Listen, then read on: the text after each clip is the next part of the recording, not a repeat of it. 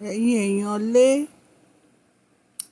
Ọlọ́run tóbi o, Ọlọ́run lágbára o. Ṣé mọ̀ pé èmi sọ nínú gist tí mo ṣe previously, mo ní Ọlọ́run ló dá Queen Naomi, kì í ṣe ènìyàn. Ọlọ́run jẹ́wọ́ agbára rẹ̀ nínú ayé wọn. Nítorí wípé Ọlọ́run ti gbọ́ àdúrà wa o.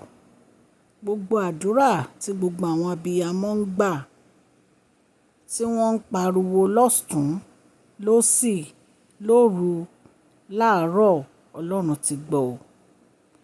Bí a ṣe gbọ́, wọ́n ní wọ́n ti gba ẹ̀bẹ̀ Queen Naomi àti Alhaji Oriyomi ní àìpẹ́ lágbára Ọlọ́run.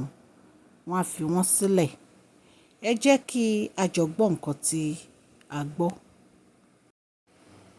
Dúpẹ́ lọ́wọ́ àwọn èèyàn tí àwọn pẹ̀lú àwọn èèyàn kọ̀ọ̀kan àtàwọn èèyàn kọ̀ọ̀kan wọ́n ní wọ́n gbé appreciation letter kan jáde wípé àwọn fẹ́ dúpẹ́ o lọ́wọ́ àwọn aláṣẹ Nàìjíríà fún bíbẹ̀ táwọn bẹ̀ wọ́n lórí ọ̀rọ̀ ìṣẹ̀lẹ̀ tó ṣẹlẹ̀ sórí Yomi àti Naomi tí wọ́n sì sọ pé àwọn ti gbọ́ pé kò sí wàhálà mọ́. Lẹ́yìn appreciation letter ibi kan lọ sílẹ̀kùn ibi tí wọ́n wà kan sílẹ̀ kan sì jáde lọ́sẹ̀kùn. Mo lérò pé bóyá holiday nìkan ló máa fẹ́ dá wọn dùn. torí break ìtàn wáyé. Kódà gan possibility wa kan máa ṣe new year bẹ́ẹ̀. Bí ẹ pé January 14 nana tó fi ìgbẹ́jọ́ yẹn sí ṣùgbọ́n ibi tọ́rọ̀ dé dúró sí lẹ́tà náà rí wọ́n ní appreciation letter of appreciation to the leaders of Nigeria. Bí ẹ ṣe bẹ̀rẹ̀ rẹ̀ lókè kéèyàn tó appreciate ṣé bẹ́ẹ̀ tẹ́ ẹ lọ béèrè nǹkan lọ́wọ́ ẹ̀ tó sì fi nǹkan náà lé yín lọ́wọ́ ṣé bò lè máa dúpẹ́ lọ́wọ́ ẹ̀. So now wọ́n wá ní ọ̀rọ̀ ti débi káwọn dúpẹ́ nítorí àwọn pẹ̀lú àwọn èèyàn kan ti lọ rí àwọn èèyàn kan tí wọ́n sì ti fọwọ́ sí pé àwọn ti gbọ́ sí wàhálà mọ́.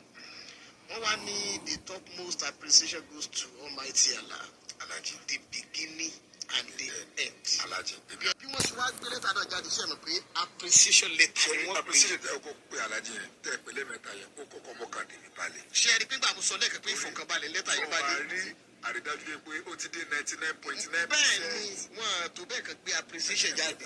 Bẹ́ẹ̀ ni wọ́n wá sọ pé ẹ̀jẹ̀ ẹ̀ mọ̀kùnjẹ́ ṣiṣẹ́ méjì torí ẹ̀ tó bá ṣègbò ní àná náà ni ó padà tù. Iṣẹ́ tẹ fẹ́ gbé fún mi yẹn mo fẹ́ avoid ẹ̀. Now wọ́n ní inú àwọn dùn gidi gan o láti dúpẹ́ lọ́wọ́ ẹ̀ tó jẹ́ citizen àkọ́kọ́ ní orílẹ̀-èdè Nàìjíríà ìyẹn Aṣíwájú Bọ́lá Ahmed Tinubu. Àwọn dúpẹ́ lọ gbogbo àwọn senators tí wọ́n wà ní National Assembly. Wọ́n náà dẹ̀ dúpẹ́ lọ gbogbo àwọn governors tó wà ní gbogbo ìpínlẹ̀ mẹ́rìndínlógójì 36 states tó wà ní Nàìjíríà.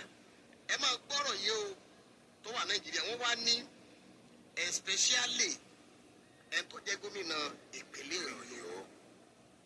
Ẹni bó ṣe ń bracket àwọn kìnìyàn especially ẹ tó jẹ́ gómìnà ìpínlẹ̀ Ọ̀yọ́ ìyẹn ẹnjìníà Ṣèyí Mákindé.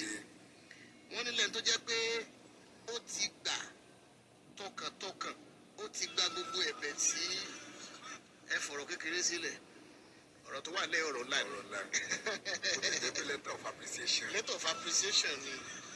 So wọ́n ní lẹ́yìn tó jẹ́ pé ó ti gbà ẹ̀bẹ̀ tí àwọn wá bẹ̀ látàrí ìṣẹ̀lẹ̀ burúkú tó ṣẹlẹ̀ níbi tí Oríyọmí àti ìyàwó Ọọ̀ni tí wọ́n ti ṣàgbékalẹ̀ program ìpè àwọn dúpẹ́ lọ́wọ́ wọn fún gbígbà tí wọ́n ti gbà láti bá wọn foríjì wọn táwọn ò sì fi wọ́n lẹ̀.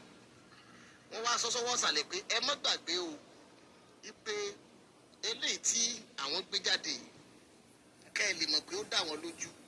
Wọ́n ní ìdúpẹ́ táwọn kọ òun leléyìí o àwọn ó sì ṣe fídíò gan láti dúpẹ́ lọ́wọ́ wọn lálẹ́ yìí tí ó jẹ́ fídíò tẹ́kùn lójú àwọn kẹ́ ẹ mọ̀ rò pé bóyá ẹnìkan ló tẹ kíní àbí wọ́n háàkì fóònù àwọn. Wọ́n ní lálẹ́ yìí àwọn máa gbé ojú jáde. Kókó náà ọ̀rọ̀ ni pé wọ́n láwọn kan tó jẹ́ àwọn àgbà sanko wọ́n ní wọ́n ti dìde wọ́n ti lọ bá àwọn ẹ̀tọ́ lẹ́nu nínú ìlú wọ́n náà sì ti forí jì wọ́n pé àwọn ti ṣetán láti fi wọ́n lẹ̀.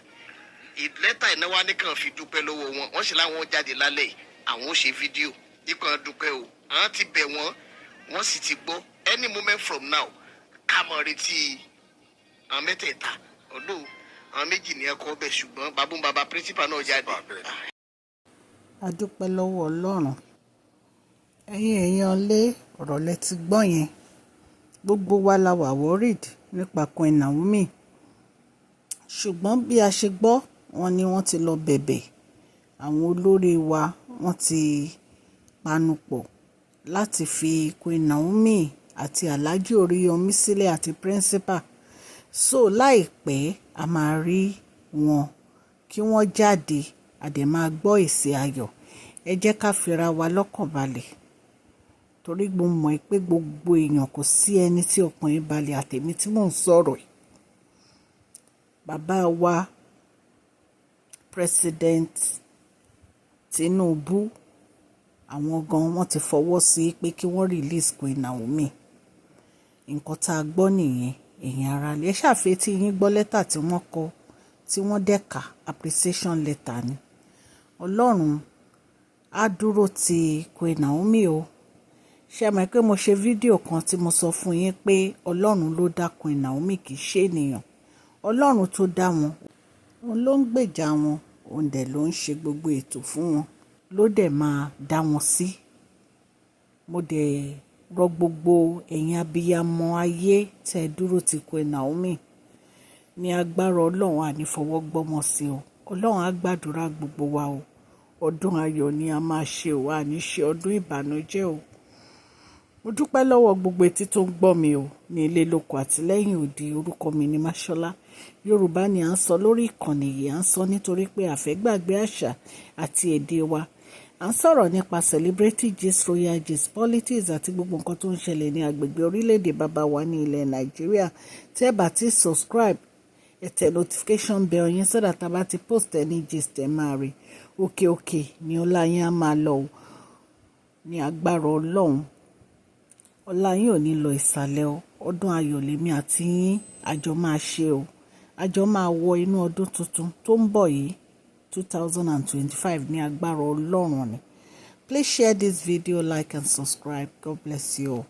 Mashola Gist TV ń kí yín o.